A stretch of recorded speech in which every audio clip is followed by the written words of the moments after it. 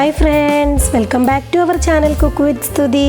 അപ്പോൾ ഇന്ന് നമുക്ക് 4 മണിക്കൊക്കെ വളരെ പെട്ടെന്ന് തയ്യാറാക്കാൻ പറ്റുന്ന ഒരു സമോസയുടെ റെസിപ്പിയാണ് നമ്മൾ തയ്യാറാക്കാൻ പോകുന്നത്. അപ്പോൾ എല്ലാവരും വീഡിയോ കാണുക. വീഡിയോ ഇഷ്ടമായിട്ടുണ്ടെങ്കിൽ ഒന്ന് ലൈക്ക് ചെയ്യുക, ഷെയർ ചെയ്യുക, കമൻറ്റ് ചെയ്യുക. അപ്പോൾ നമുക്ക് വേഗം തന്നെ റെസിപ്പിയിലേക്ക് പോകാം.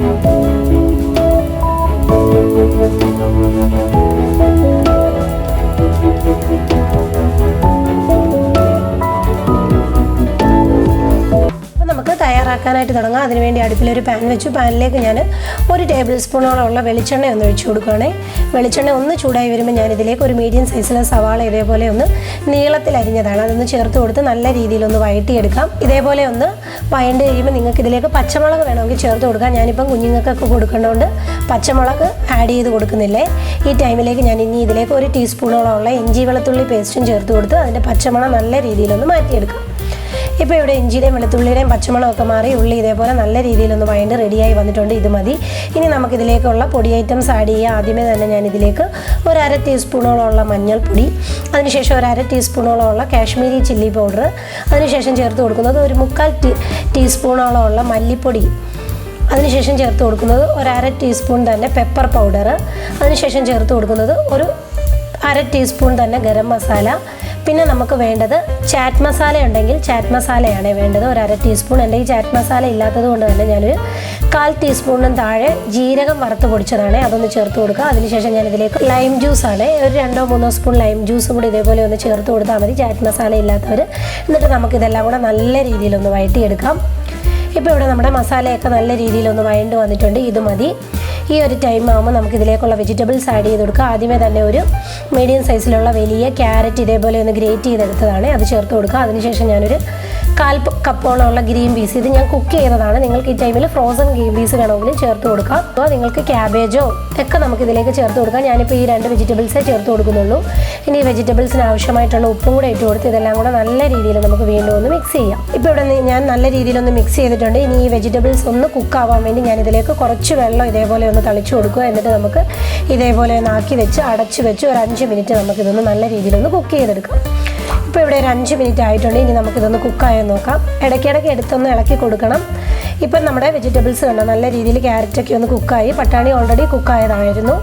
അപ്പോൾ ഇവിടെ നല്ല രീതിയിലൊന്ന് കുക്കായി വന്നിട്ടുണ്ട്. ഈ ടൈമിലേക്ക് ഞാനിനി ചേർത്ത് കൊടുക്കുന്നത് ഒരു 2 മീഡിയം സൈസ് പൊട്ടറ്റോ വേവിച്ച് ഉപ്പിട്ട് വേവിച്ച് ഉടച്ച് വെച്ചിട്ടുള്ളതായിരുന്നു, അത് നമുക്കിതിലേക്കൊന്ന് ആഡ് ചെയ്ത് കൊടുക്കാം. എന്നിട്ട് ഇതെല്ലാം കൂടെ വീണ്ടും നല്ല രീതിയിലൊന്ന് മിക്സ് ചെയ്തെടുക്കാം.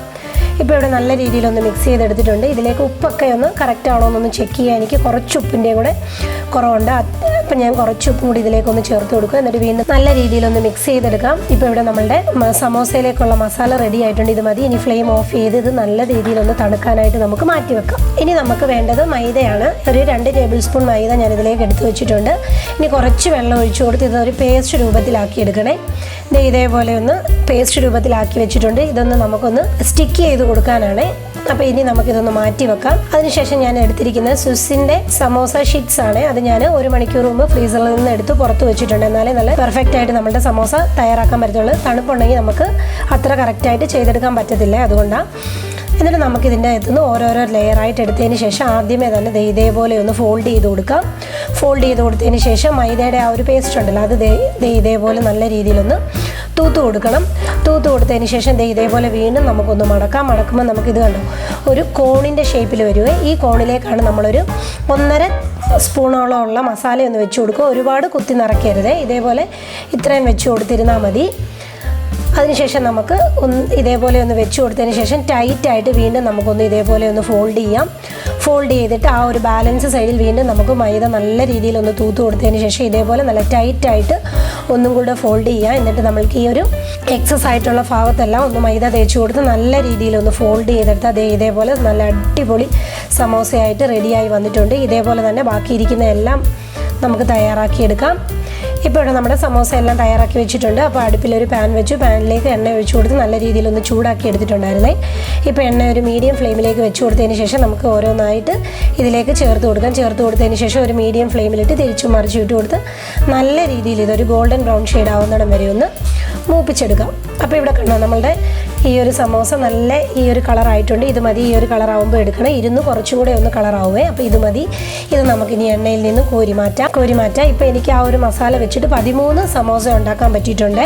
അപ്പോൾ ഇവിടെ നമ്മൾ കോരിയെടുത്ത് കണ്ടോ നല്ല അടിപൊളി, പുറമേ നല്ല ക്രിസ്പി ആയിട്ട് അകത്തെ ആ ഒരു ഫില്ലിംഗ് എന്ന് പറഞ്ഞാൽ അടിപൊളി ടേസ്റ്റാണ് കഴിക്കാൻ. സിമ്പിളായിട്ട് വളരെ പെട്ടെന്ന് തയ്യാറാക്കി എടുക്കാനും പറ്റും. അപ്പോൾ എല്ലാവരും മസ്റ്റായിട്ടും ട്രൈ ചെയ്ത് നോക്കുക, ഫീഡ്ബാക്ക് തരിക.